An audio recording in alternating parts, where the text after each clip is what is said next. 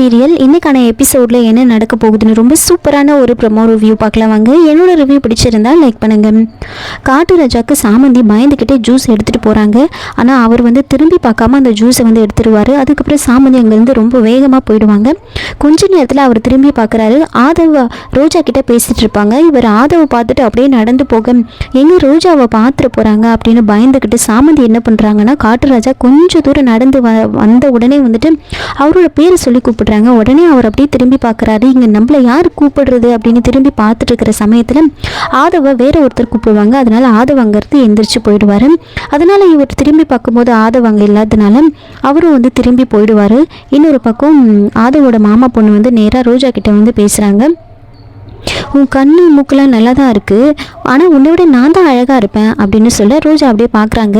Hello, என்ன அப்படி பார்க்குற அப்படின்னு கேட்குறாங்க. யார் நீ அப்படின்னு ரோஜா கேட்க, நான் எங்கள் ஆதவ் மாமா நான் கல்யாணம் பண்ணிக்க போகிறேன் அப்படின்னு சொல்கிறாங்க.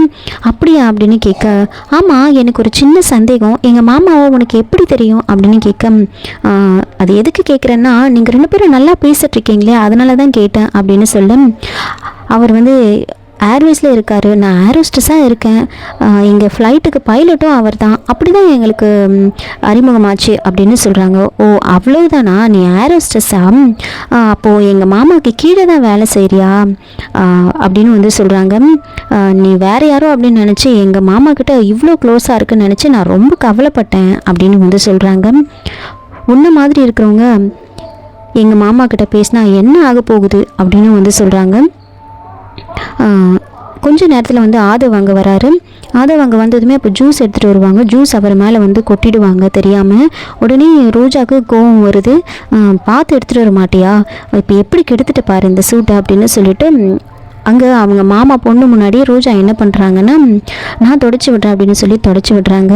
அப்போ மனசுலேயே நினைக்கிறாங்க, நீ அப்படியே பார்த்துக்கிட்டே இரு, நான் இப்படியே ஆதவ கூட நெருக்கமாக போகிறேன், என்னை வீட்டுக்குள்ளே காலடி எடுத்து வைக்காமல் பார்த்துக்கோ, உன்னை என்னெல்லாம் நான் பண்ண போகிறேன்னு பாரு, என்னை வேலைக்கார மாதிரி கேவலப்படுத்தி பேசுகிறேன் இந்த ரோஜாவை நான் எப்படி மாறுறேன்னு நீ மட்டும் பாரு, என்னை அவ்வளோ கேவலமாக பேசுகிறதுக்கு கண்டிப்பாக நீ ஒரு நாள் அனுபவிப்பா, உனக்கு நான் யாருன்னு காமிக்கிறேன் அப்படின்னு மனசில் நினச்சிக்கிட்டே ஆதவோட சூட்டை தொடச்சி விடுறாங்க.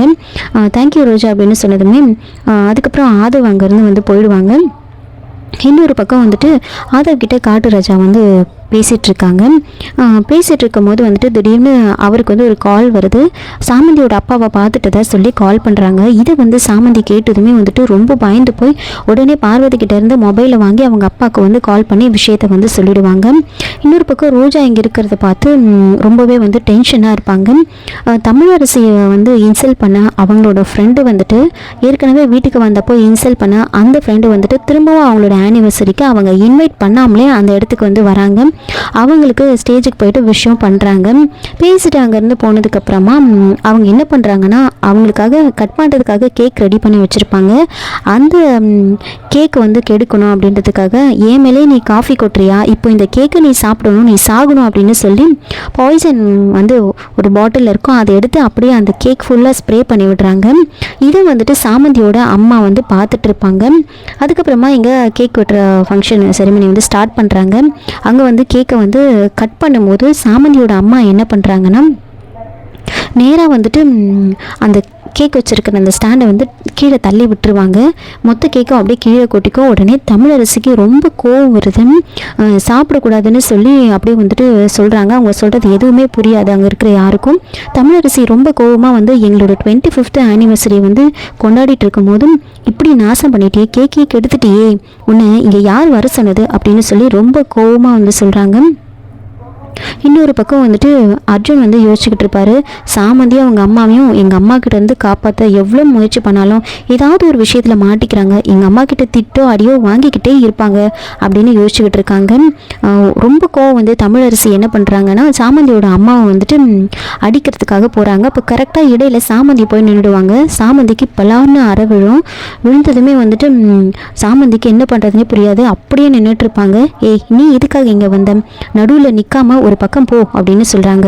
இன்னொரு பக்கம் சாமந்தியோட அம்மா வந்துட்டு ரோஜா கிட்ட வந்து சொல்கிறாங்க அந்த கேக்கில் ஸ்ப்ரே பண்ணியிருக்காங்க அப்படின்னு அவங்க சொல்கிறாங்க. உடனே ரோஜா அவங்க யாருன்னே தெரியாத மாதிரி யார் இவங்க என்ன சொல்லிட்டு இருக்காங்க எனக்கு ஒன்றுமே புரியல அப்படின்னு அவங்க அம்மாவையே பார்த்து சொல்லும்போது அவங்க அம்மா ஒரு நிமிஷம் அப்படியே ஷாக் ஆகிடுவாங்க. அமைதியாக நின்றுக்கிட்டு இருப்பாங்க.